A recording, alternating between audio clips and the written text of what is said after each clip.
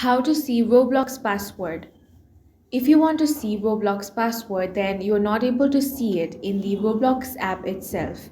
So instead, what you want to do is launch open your device settings. Now scroll down and select Google from here. If you're on your iPhone, then you simply want to open your password manager.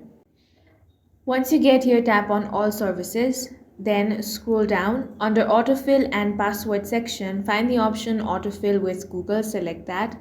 Now find the option Google Password Manager. Here scroll down and select Roblox.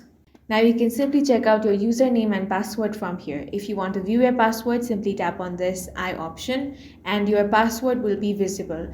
Remember that you can only see your Roblox password if you have saved it before. That's all for this video. If you found it useful, make sure to hit the like button and subscribe for more videos like this.